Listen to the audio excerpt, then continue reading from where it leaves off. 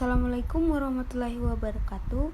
Perkenalkan, nama saya Nunung Iskawati dengan NIM A1H1240075.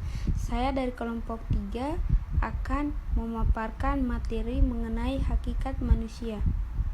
Hakikat manusia adalah seperangkat gagasan atau konsep yang mendasar tentang manusia dan makna eksistensi manusia di dunia. Aspek-aspek hakikat manusia antara lain berkenaan dengan asal-usulnya manusia sebagai makhluk Tuhan, struktur metafisikanya manusia sebagai kesatuan badan roh, serta karakteristik dan makna eksistensi manusia di dunia. Manusia sebagai makhluk individual, sebagai makhluk sosial, dan sebagai makhluk berbudaya. 1. Manusia sebagai makhluk Tuhan. Manusia adalah subjek yang memiliki kesadaran atau consciousness dan penyadaran diri atau self-awareness. Oleh karena itu, manusia adalah subjek yang menyadari keberadaannya. Ia mampu membedakan dirinya dengan segala sesuatu yang ada di luar dirinya atau objek. Selain itu, manusia bukan saja mampu berpikir tentang diri dan alam sekitarnya, tetapi sekaligus sadar tentang pemikirannya.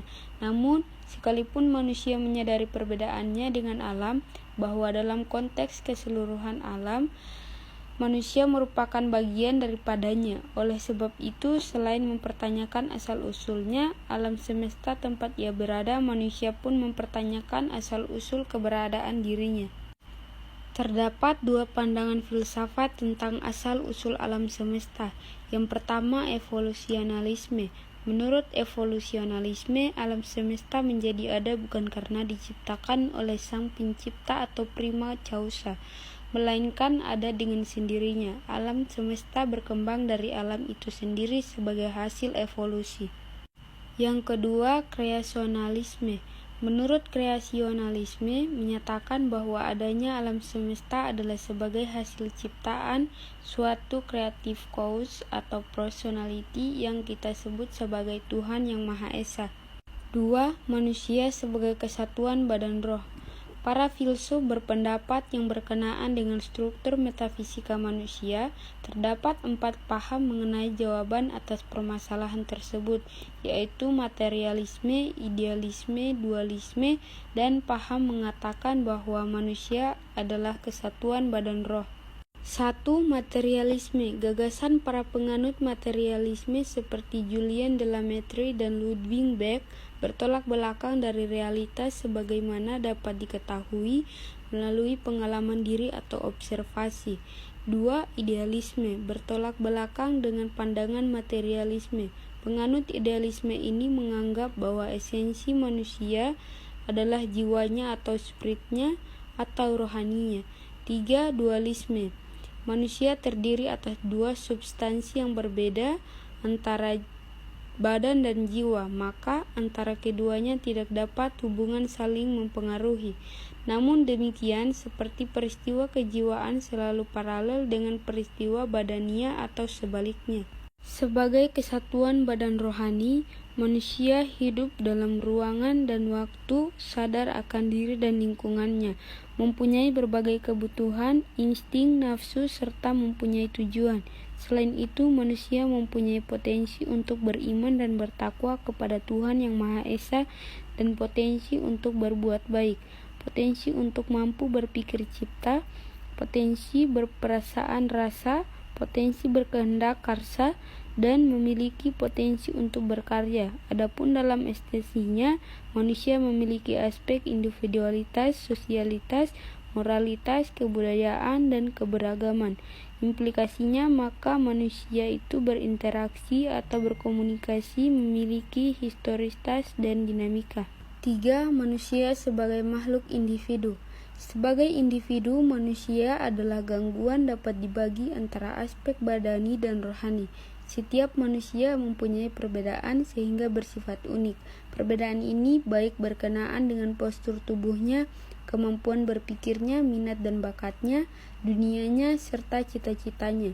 Setiap manusia mampu menempati posisi, berhadapan, menghadapi, memasuki, memikirkan, bebas mengambil sikap, dan bebas mengambil tindakan atas tanggung jawabnya sendiri.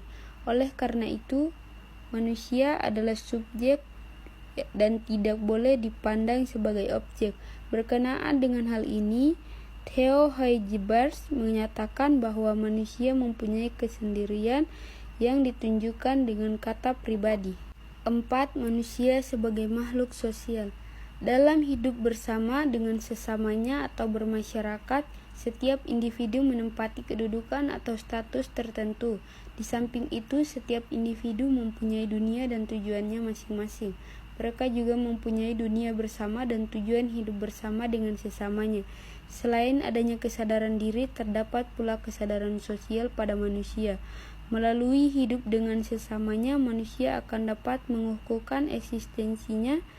Sehubungan dengan ini, Aristoteles menyebut manusia sebagai makhluk sosial dan makhluk bermasyarakat.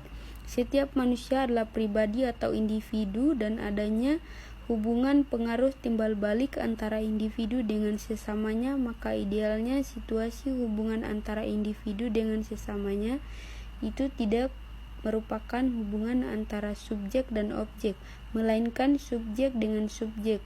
Martin Buber menyebut situasi hubungan yang berakhir itulah sebagai hubungan Aithow. 5. Manusia sebagai makhluk berbudaya.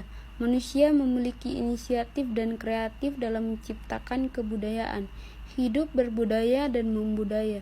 Kebudayaan bertautan dengan kehidupan manusia sepenuhnya. Kebudayaan menyangkut sesuatu yang nampak dalam bidang eksistensi setiap manusia. Manusia tidak terlepas dari kebudayaan. Bahkan manusia itu baru menjadi manusia karena bersama kebudayaannya. Kebudayaan memiliki fungsi positif bagi kemungkinan eksistensi manusia. Namun demikian, apabila manusia kurang bijaksana dalam mengembangkannya, kebudayaan pun dapat menimbulkan kekuatan-kekuatan yang mengancam eksistensi manusia.